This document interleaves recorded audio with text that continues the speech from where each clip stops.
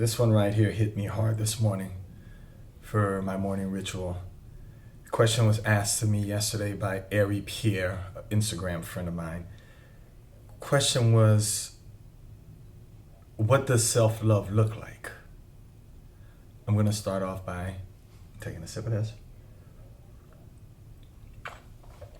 And I'm actually going to start off by saying this. We're all broken. It's up to you, the individual, to find the pieces and slowly put them back together. Some pieces are harder to find than others, but you can find them.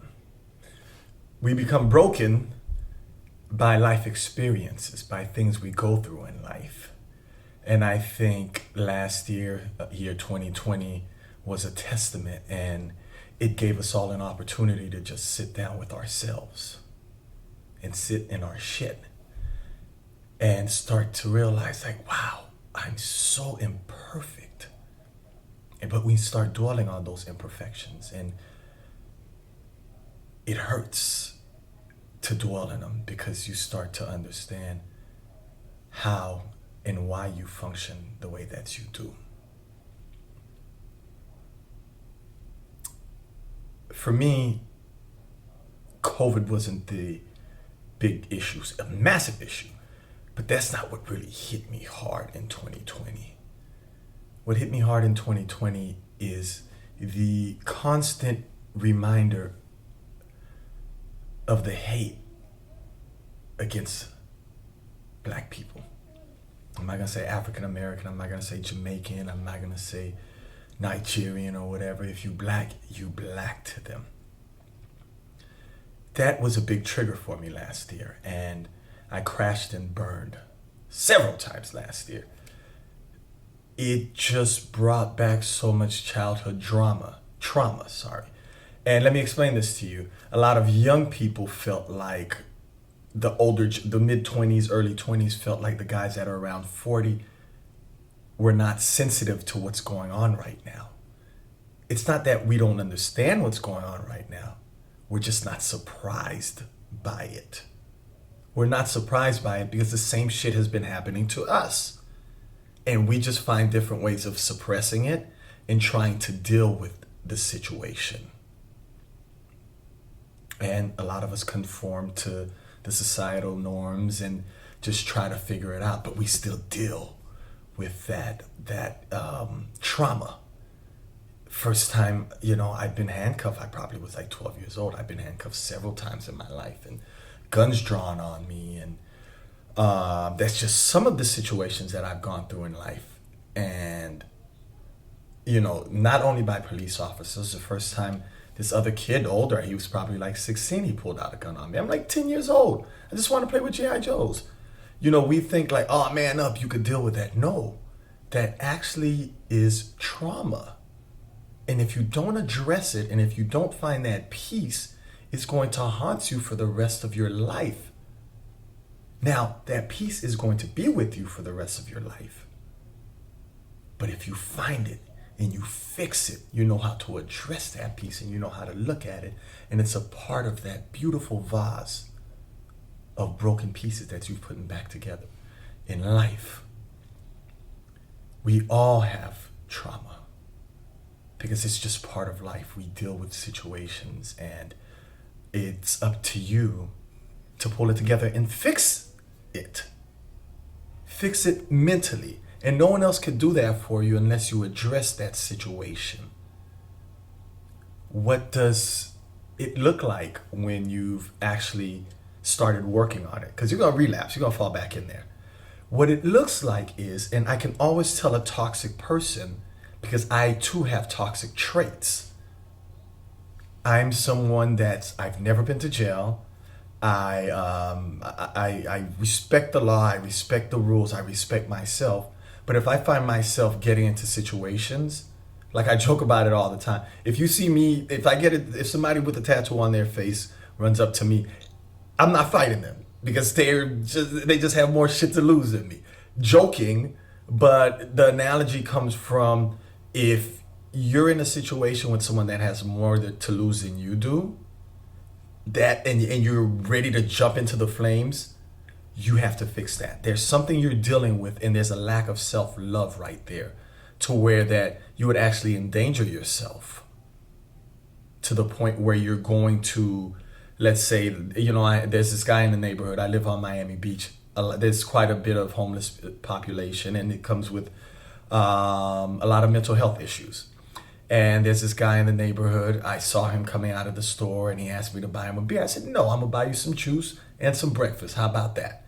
He said, all right, man, cool. And he starts talking about he eats raw meat for lunch. And I'm like, okay, this guy's crazy. Let me give him this stuff and leave. Later on, I see this guy, other gentleman, arguing with someone. And he's arguing with a man that's eating a piece of raw meat. That means you're in a toxic place to where you're going to jump into that flame. Beyond that, that's extreme as well. There's other toxic situations that you could put yourself in. Our sensors are built a certain way. And we're built for excitement. But if you keep going up for that excitement, it starts to numb you. So, it's great to party, and I partied hard. I partied so hard to the point where people would tell me about a party and how crazy it was. Oh, I did that in 67. When you talk to the old people, they'll let you know, that's nothing. We did so much this, and that. I'm that guy. But now that I look back at it, like, wow, I didn't do it in moderation. And it was toxic, and there was a lack of self-love there. Because there's a lack of self-love if you let yourself get so intoxicated on anything. Whether it's alcohol, drugs, sex, if you let yourself indulge so much into those activities, it's a lack of self-love. So that's how you address it. You start to realize, wow, I slept with that person, and I don't even know this person's name. I don't even really like that person. It's like, for example, like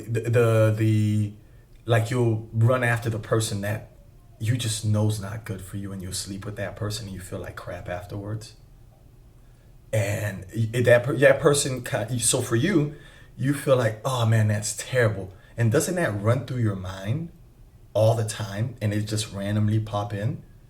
That's a toxic trait that you pick up. That's a piece of that vase that you just broke off and you threw on the ground, and now you have to go find it and fix it.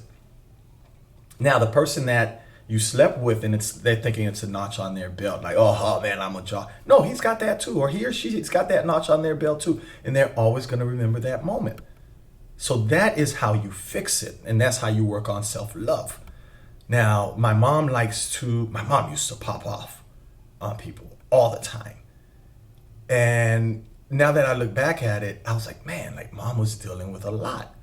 That's a lack of self-love, because you don't want to put yourself in a situation that you're going to endanger yourself. Because when you start really loving yourself, you're like, nah, I love myself too much to do that. I'm sorry, I'm sweating a little bit. I love myself too much to put myself into that situation, because I might possibly hurt myself. Listen to that now. I love myself too much to put myself in that situation, because I can possibly harm myself. And it might not be a physical harm. Sometimes that mental harm is worse. So you have to address that right there. And when you start getting really good at loving yourself, when that situation pops up, you know right away, nah, I'm not doing that. Somebody cuts you off in traffic, and why am I argue with this person? This person's car's destroyed anyways, bumpers hanging off, and you gonna argue with this person? That means you got something toxic going on up there.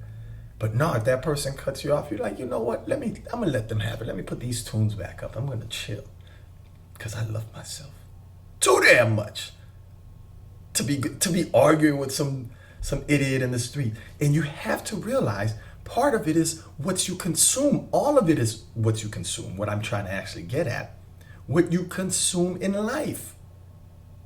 So if going to a spot, it might get a little tricky. I went to high school in Orlando, Pine Hills, and we've seen some trauma.